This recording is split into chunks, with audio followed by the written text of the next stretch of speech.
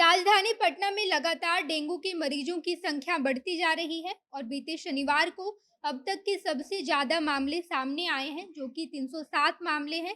Dengue के अब तक जितने भी मामले सामने आए हैं, इनमें से सबसे ज्यादा मामले शनिवार को आए और अब तक डेंगू के मरीजों का रिकॉर्ड बन चुका है।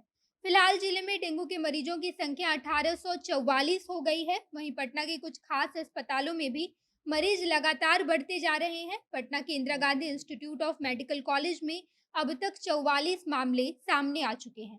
तो वहीं पीएमसीएच में 53 और एनएमसीएच में सबसे ज्यादा 68 मामले सामने आए हैं।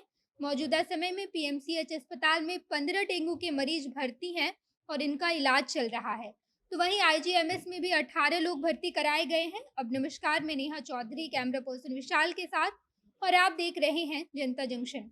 बिहार की राजधानी पटना में डेंगू के मामले लगातार बढ़ते जा रहे हैं और अब तक मरीजों की संख्या ने रिकॉर्ड तोड़ दिया है। 307 नए मामले केवल शनिवार को आए, जो कि अब तक का सबसे ज्यादा मामला केवल एक दिन में आया है। वहीं अगर अब तक पटना जिले में जितने भी डेंगू के मामले सामने आए हैं और अगर उनका इलाज पटना में हुआ है, तो उनकी संख्या 1844 है। लेकिन कई सारे ऐसे मामले हैं जिनकी गिनती नहीं हो पाई है। लेकिन गिनती के हिसाब से मौजूदा समय में 1844 मरीज डेंगू के हैं। जिला के मलेरिया पदाधिकारी डॉक्टर सुभाष चंद्र प्रसाद ने बताया कि मौजूदा समय में सबसे ज्यादा मरीज डेंगू के ही आ रहे हैं, जिसको लेकर हमें सावधानी बरतने की जरूरत है। डेंगू को लेकर कई सारे गाइडलाइंस लाए गए हैं और सभी पटना वासियों को एहतियात बरतने की जरूरत है।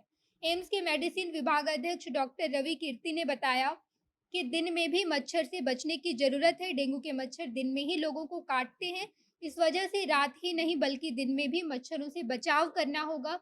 कई सारे गाइडलाइंस निकालकर डॉक्टरों ने साफ तौर पर आम लोगों को ये सूचना दी है कि पूरी बाह और पैर तक का कपड़ा पहने और अपने आसपास गलती से भी जल का जमाव नहीं होने दें। अगर आपके आसपास या फिर आपको कभी डेंगू हो जाए तो तुरंत आपको डॉक्टर से संपर्क करना चाहिए और अपने मन से कोई भी दवाई मत खाइए जब तक डॉक्टर उस दवा की सलाह नहीं देते। अब तक आपको अपने मन से कोई भी दवा खाने की जरूरत नहीं है। डॉक्टर अगर आपको सलाह देते हैं तो ही पैरासीटामोल या फिर कोई और पेन किलर आपको खाना है, और अगर डॉक्टर आपको दवा खाने की सलाह नहीं देता है तो आपको किसी भी तरह की दवाई नहीं खानी है।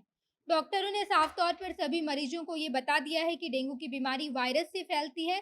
इस वजह से इसके इलाज के लिए कोई भी एंटीबायोटिक काम नहीं करता है और डेंगू के लिए कोई स्पेसिफिक दवा भी नहीं है। डेंगू अपने आप एक निश्चित अवधि में ठीक हो जाता है।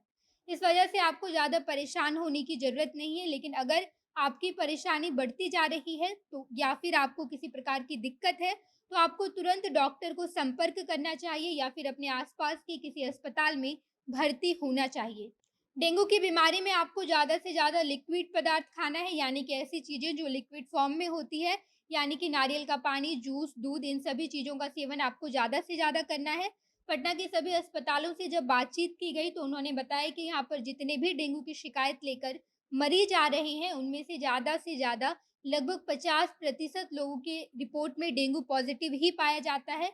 वहीं नालंदा मेडिकल कॉलेज अस्पताल की माइक्रोबायोलॉजी प्रयोगशाला में शनिवार को 127 मरीज ऐसे आए थे जिन्हें डेंगू की शंका थी, जिसके बाद सभी लोगों का जब जांच किया गया तो उसका रिपोर्ट सामने आया, जिसमें से 68 रिपोर्ट पॉजिटिव पाया गया।